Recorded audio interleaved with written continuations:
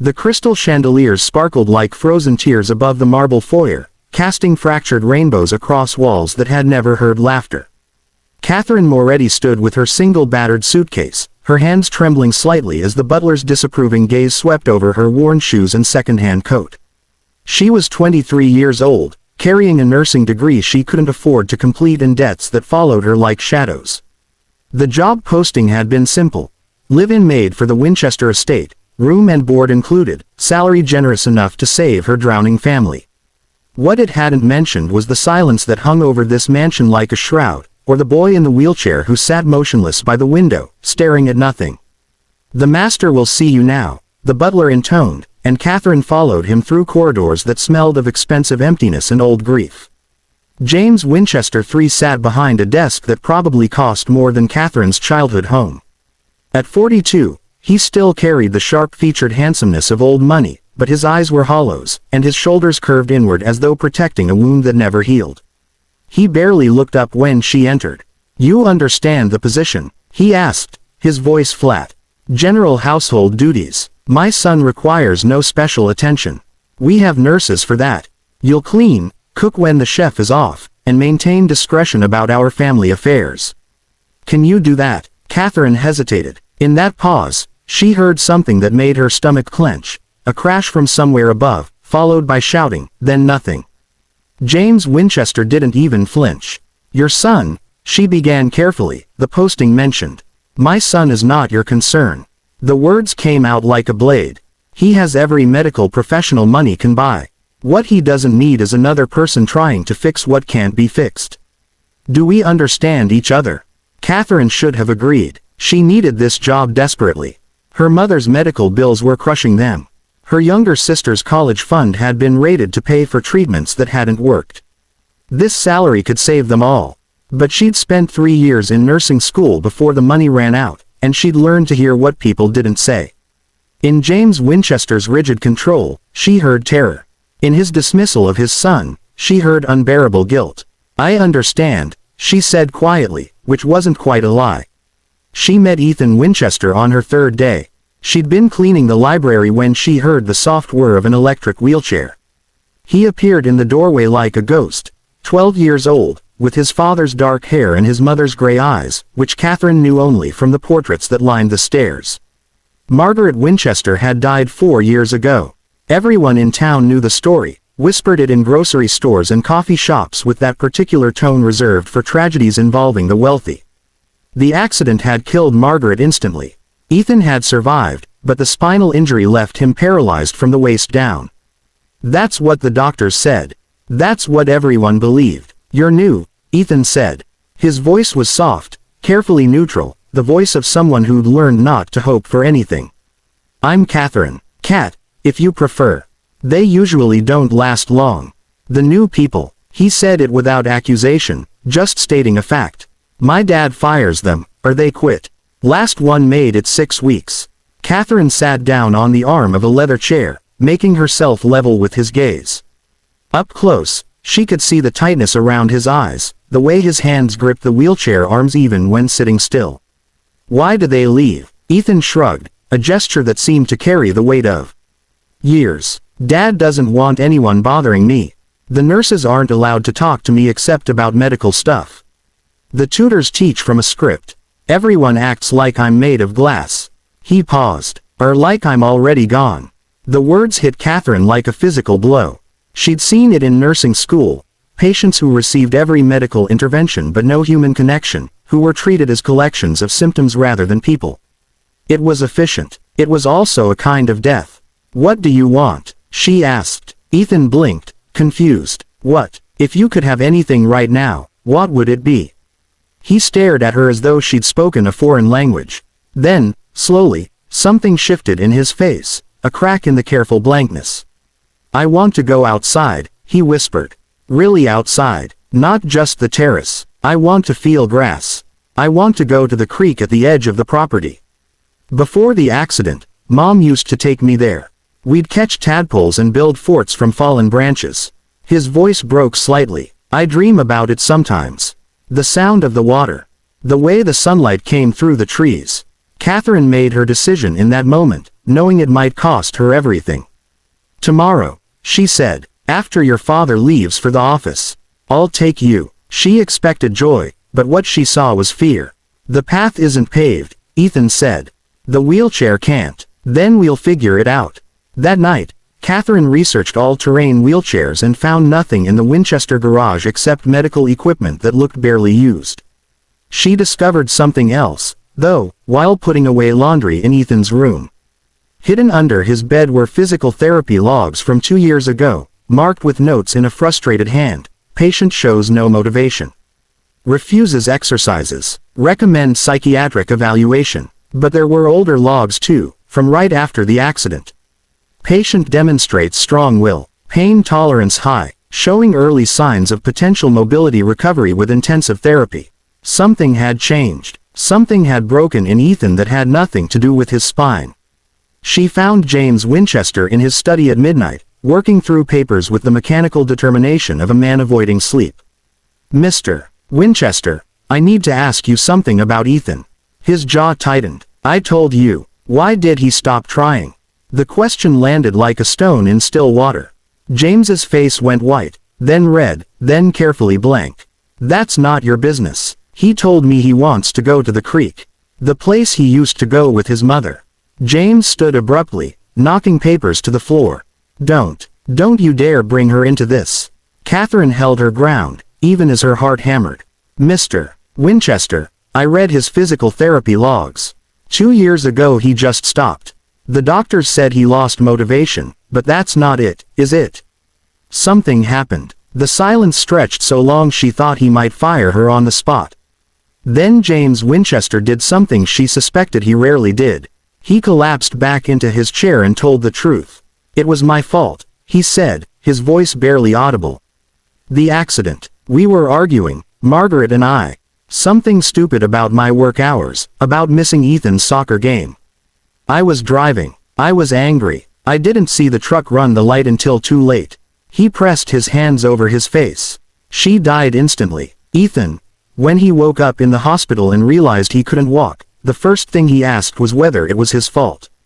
Whether he'd distracted me. And what did you tell him?" "I told him," James's voice cracked. "I told him the truth. That it was my fault. That I'd been arguing with his mother. That my anger killed her and took his legs." Catherine felt tears burning her eyes, and he heard that he was part of the argument. That his existence, his needs, were the reason for the fight. "I was trying to take the blame. You gave it to both of you. And then you built this fortress where nobody's allowed to feel anything or want anything or try for anything because trying means risking more loss." She stepped closer. "Mr. Winchester, your son hasn't given up on walking. He's given up on deserving to walk." The words hung in the air like an accusation and an absolution at once. "I don't know how to fix this," James whispered. "Neither do I," Catherine admitted. "But tomorrow, I'm taking him to the creek. And you should come with us." The next morning, Catherine found Ethan already awake, staring out his window at the grounds he hadn't crossed in 4 years. "Did you ask my dad?" he said. "I told him. There's a difference." James appeared in the doorway behind her, dressed not in his usual business suit but in jeans and a shirt Catherine suspected he hadn't worn in years. Ethan's eyes went wide. "Dad, I'm coming with you," James said. "If you'll have me." What followed wasn't graceful or easy. James carried Ethan down the front steps while Catherine brought the wheelchair. At the edge of the lawn where the manicured grass gave way to wild ground, they all stopped. "The chair won't make it through that terrain," Ethan said, and Catherine heard the resignation in his voice, the expectation of disappointment he'd learned to preemptively accept. "Then we adapt," Catherine said. She'd brought blankets, padding, and a garden cart she'd found in the greenhouse. Together, she and James created a makeshift transport, cushioned and stable. It looked ridiculous, this millionaire and his maid hauling his son through the woods in a glorified wagon. It was also the first real thing that had happened in this family in years. The creek was smaller than Catherine expected but more beautiful, a clear stream tumbling over smooth stones, dappled with leaf shadow and morning light. James lifted Ethan from the cart and carried him to the water's edge, settling beside him on the bank. For a long moment, nobody spoke. Then Ethan reached down and let his fingers trail in the cold water. She liked the sound, he said softly. Mom, she said it reminded her that things keep moving, even when we think we're stuck. James's breath hitched. I'm sorry, he said. Ethan, I am so sorry. Not just for the accident. For shutting down. For making you think that you had to stop trying because I couldn't bear to watch you hurt. I thought. Ethan's voice was barely a whisper. I thought if I got better, if I walked again, it would mean she died for nothing. Like I had to stay broken because she was gone. Oh, God. James pulled his son against him. No, Ethan. Your mom loved you more than anything in this world. If she could see you now, the only thing that would break her heart is knowing you've been holding yourself back. He pulled away enough to look his son in the eyes. She'd want you to fight. To try. To live so completely that it honors what she can't have anymore. Ethan crumpled then, and James held him while 4 years of grief finally poured out. Catherine turned away, giving them privacy, but James called to her. Thank you, he said simply. For seeing what I was too afraid to look at. The change didn't happen overnight. Healing never does. But it started there, by the creek, with the sound of water and the truth finally spoken aloud. James found Ethan's old physical therapy team and fired them, bringing in new specialists who treated his son as a whole person rather than a broken body.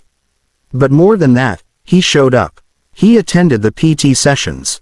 He celebrated tiny victories, a toe wiggling, a leg muscle firing, the first time Ethan supported his own weight for 3 seconds. Catherine stayed, no longer as just a maid but as part of the strange, wounded family that was learning to knit itself back together. She taught Ethan the medical knowledge she'd gained in nursing school, showing him how the body healed, helping him understand that recovery wasn't betrayal of his mother's memory but a tribute to it. 6 months later, Catherine was in the kitchen when she heard shouting from the physical therapy room James had set up. She ran, fearing the worst, and found James on his knees, tears streaming down his face.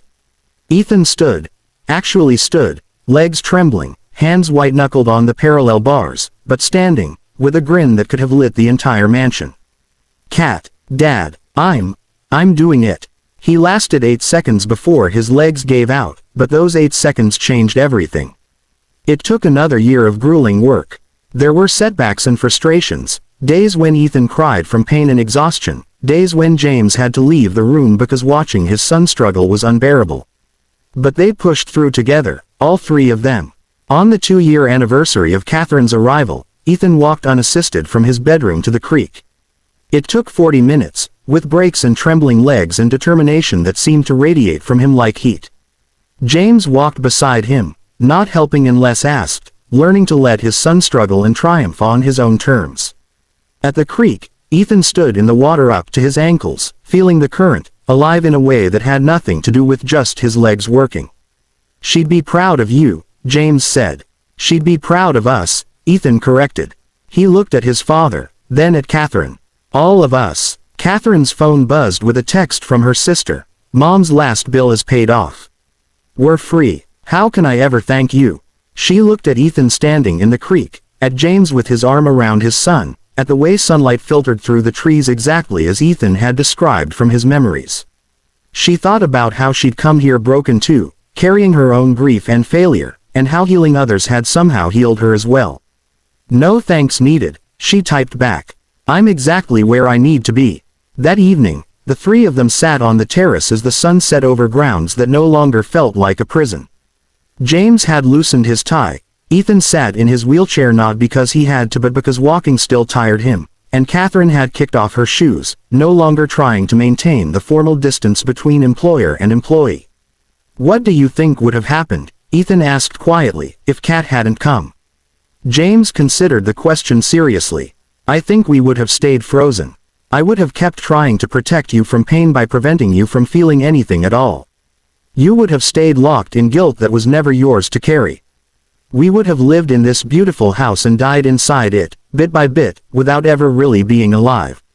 That's dark, Dad. That's honest. James looked at Catherine. Sometimes the people who save us aren't the ones we expect. Sometimes they're stubborn young women who refuse to accept that broken is the same as finished. Catherine felt her face flush. I just asked what he wanted. Everyone else was so busy deciding what he needed. That's not a